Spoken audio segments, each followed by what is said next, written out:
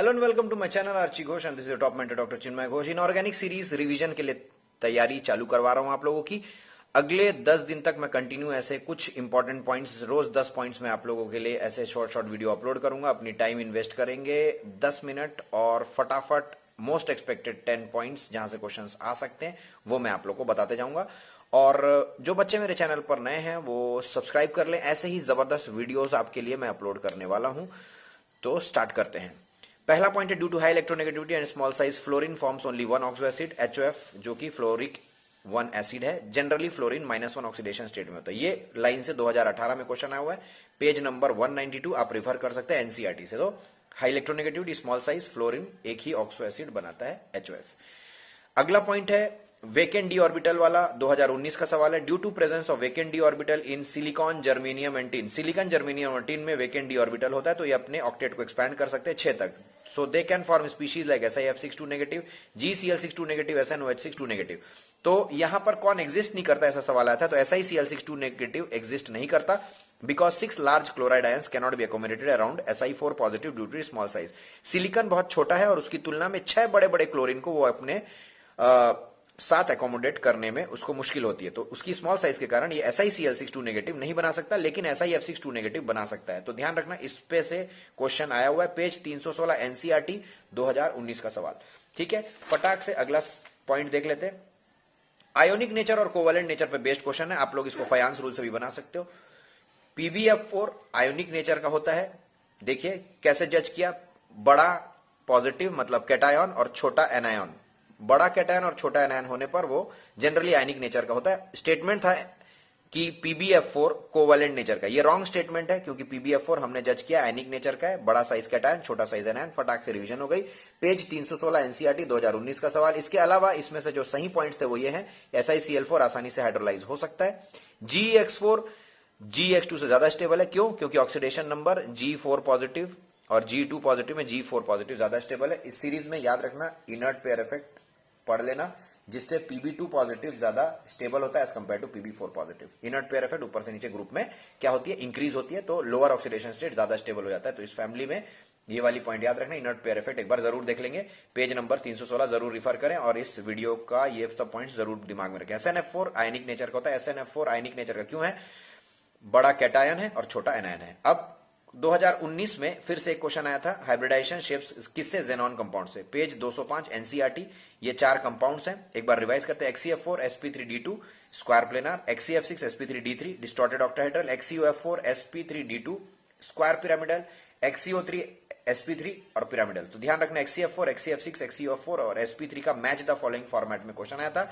ये important compounds की एक बार नोट्स बना लें, स्क्रीनशॉट लेकर रखें, आपको फटाफट रिवाइज करने में मदद मिलेगा। चलिए आगे चलते हैं।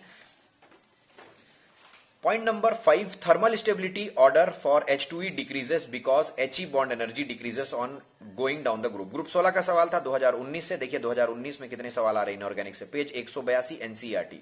थर्मल स्टेबिलिटी और बॉन्ड एनर्जी एक दूसरे से डायरेक्टली प्रोपोर्शनल है। जितना छोटा साइज होगा, साइज जितनी छोटी होगी, बॉन्ड एनर्जी उतनी ही बड़ी होगी। तो बॉन्ड एनर्जी और साइज डायरेक्टली प्रोपोर्शनल है, ये सॉरी इनवर्सली प्रोपोर्शनल है, मतलब साइज जितनी छोटी होगी बॉन्ड एनर्जी उतनी ही ज्यादा हो जाएगी। तो ये ध्यान में रखें।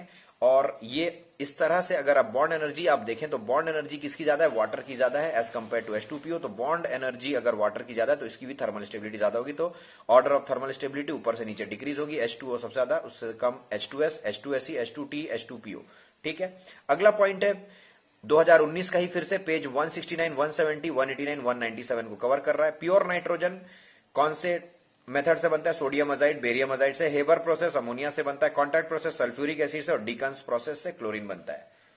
चलिए इन पॉइंट्स पे जहां से क्वेश्चन आए हुए हैं, जैसे आपने देखा N2 फॉर्मेशन का क्वेश्चन आया हुआ है, तो N2 फॉर्मेशन के लिए ट्रिक है, A स्क्वायर से आज बना। A स्क्वायर में एक A है अमोनियम सॉल्ट्स के लिए और दूसरा A है अजाइड के लिए। तो आज बना से याद रखना, अजाइड आज से अजाइड और बना से बेरियम और नाइट्रोजन। तो बेरियम और सोडियम Na। तो बेरियम और सोडियम के अजाइड्स को आप अगर गर्म करते हो तो यहां पर N2 मिल रहा है। इसके अलावा अमोनियम सॉल्ट्स क्लोराइड और डाइक्रोमेट, अमोनियम क्लोराइड और अमोनियम डाइक्रोमेट, इनसे भी आपको N2 मिल सकता है। तो अमोनियम क्लोराइड के ऊपर NaNO2 का रिएक्शन N2 देगा, अमोनियम डाइक्रोमेट के को हीट करोगे तो N2 मिल जाएगा।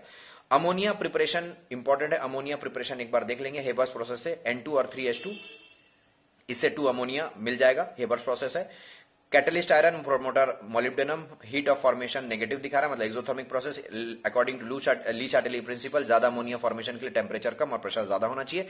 यूरिया को पानी में डालने पर इससे भी अमोनिया मिल जाएगा। और अमोनियम सॉल्ट्स, अमोनियम क्लोराइड और अमोनियम सल्फेट, इनकी नेचर एसिडिक है, इनके ऊपर बेस डाल दो तो अमोनिया मिल जाएगा। याद करने का तरीका, अमोनिया कैसे बनाएंगे, हुआ मतलब हेबर, यूरिया और अमोनियम सॉल्ट्स। तो ये फटाफट याद करने का तरीका है। इसके बाद कॉन्टैक्ट प्रोसेस से क्वेश्चन आए हुए हैं। कॉन्टैक्ट प्रोसेस सल्फ्यूरिक एसिड बनाने के लिए पेज नंबर 190 एनसीईआरटी। स्टेप्स देख लो, बर्निंग ऑफ सल्फर, सल्फर को गर्म करने पर ऑक्सीजन के साथ SO2 बनेगा।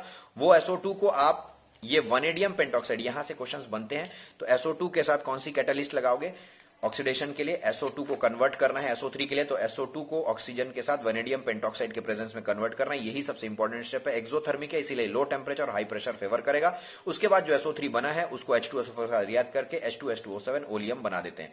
यहां से जो सल्फ्यूरिक एसिड बनेगा कॉन्टैक्ट प्रोसेस है वो लगभग 96 to 98% प्योर रहेगा। चलिए अगला पॉइंट देखते हैं, क्लोरीन बनाने का प्रोसेस। क्लोरीन किससे बनाते हैं? कमर्शियल प्रोसेस दो है, एक डीकंस प्रोसेस और दूसरा इलेक्ट्रोलिटिक प्रोसेस। डीकंस प्रोसेस 2019 में आया हुआ है।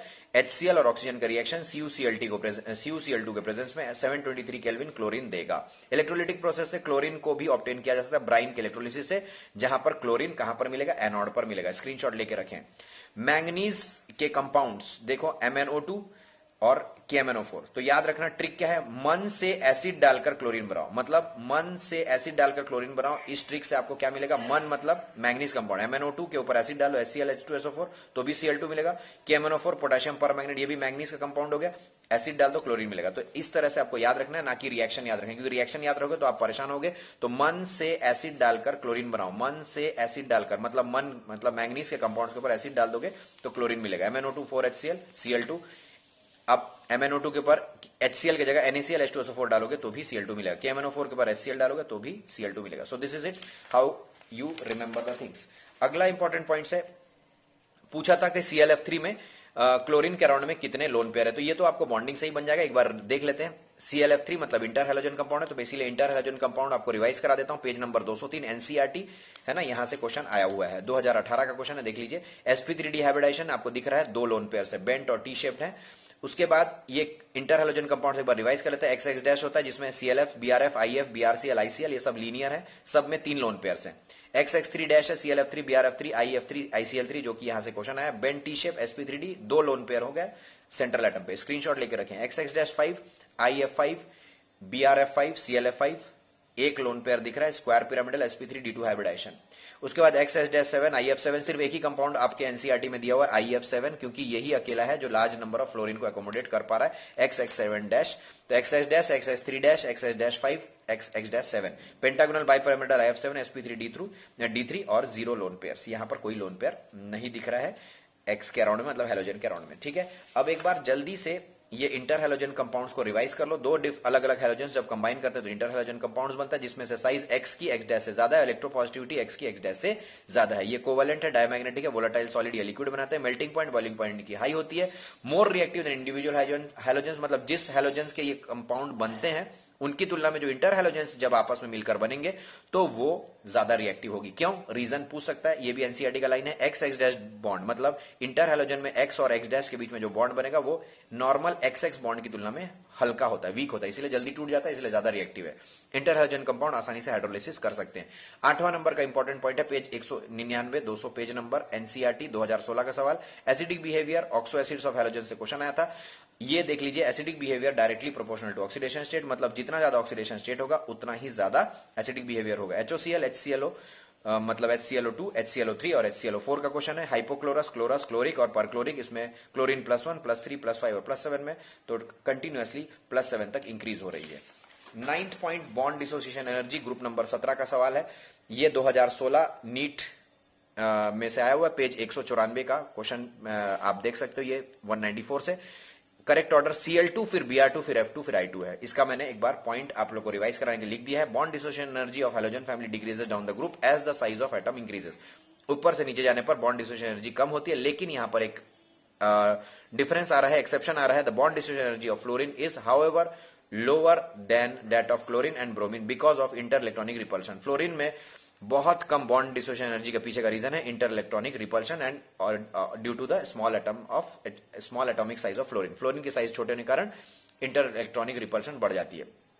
Correct order Cl2 Br2 F2I2 2016 question. 10वां सवाल, कौन इनमें से एसएस बॉन्ड कंटेन करता है? तो दो चीज बिल्कुल याद रखना, S4O62 नेगेटिव, H2O3। मतलब आपको अगर S4O62 नेगेटिव याद है तो इसका आधा कर दो, हाफ कर दो। हाफ कर दोगे तो सल्फर 2 हो जाएगा, ऑक्सीजन 3 हो जाएगा। तो इसमें भी एसएस बॉन्ड्स हैं, ये देखिए एसएस बॉन्ड्स है और इनमें भी एसएस बॉन्ड है। ये बहुत इंपॉर्टेंट है, ये रिडॉक्स के भी क्वेश्चन पेपर में आया हुआ है कि पूछा था कि इनमें से सबकी ऑक्सीडेशन स्टेट बता दो। तो ये +5 में होता है, ये 0 में होता है, ये 0 में होता है और ये +5 में होता है। तो कुछ कुछ इंपॉर्टेंट क्वेश्चन आप लोग को मैंने रिवाइज कर दिया। I hope so you enjoy the video. Screenshot लेकर इनका रिवीजन करते रहे।